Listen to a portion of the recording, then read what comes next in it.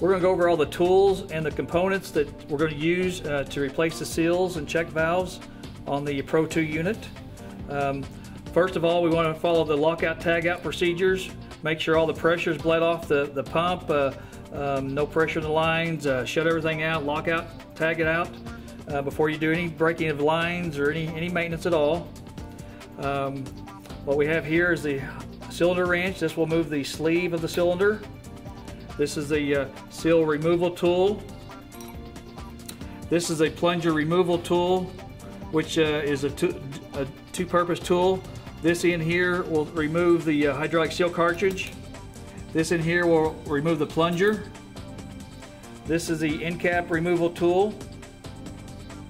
This is the cylinder clamp removal tool if you need it. We have a crow's foot for the gland nut of the check valve. We have the V-block if you needed to support the cylinder underneath.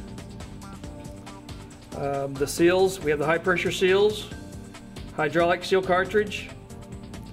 We have the discharge repair kit. We have the pin, the spring, the poppet, and the seat.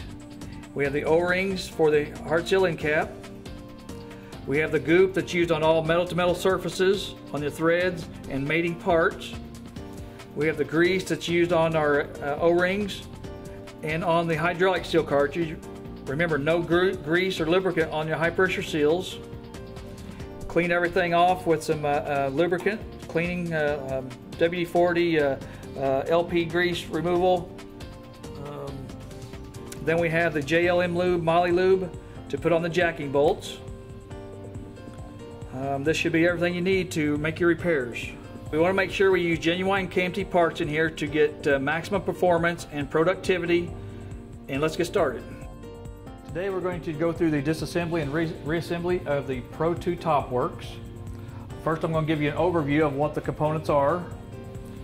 We have the hydraulic cylinder right here. We have the proximity switches that get a signal from the piston. It's a magnetic switch there. It sends a signal to the PLC and then go to the directional valve to shift the piston back and forth. The cylinders are the same on both ends. The components are identical. This is the hydraulic head right here.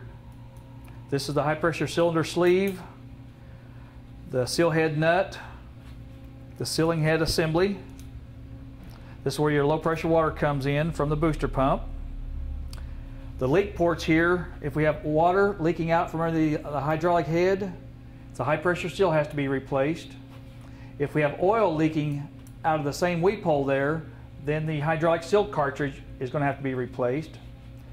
If oil is coming down a groove right here on the stem, then the O-rings and backup ring inside the hydraulic cylinder would have to be replaced.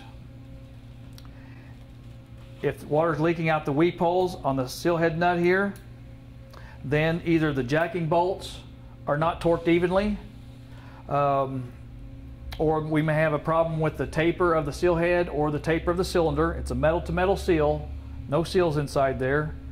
Or we could have a damaged or cracked seal head. If water is leaking around the sealing head weep hole, either the gland nut for the seal head is loose or the seat is cracked inside the seal head.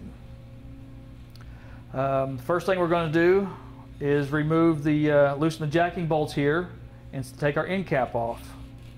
Now, I will point out on this machine here, just a demo, we don't have no support under here, but on your machine you'll have a base here. You can set the V-block on and you can adjust the V-block to the height so you can kind of support the cylinder as it comes off there.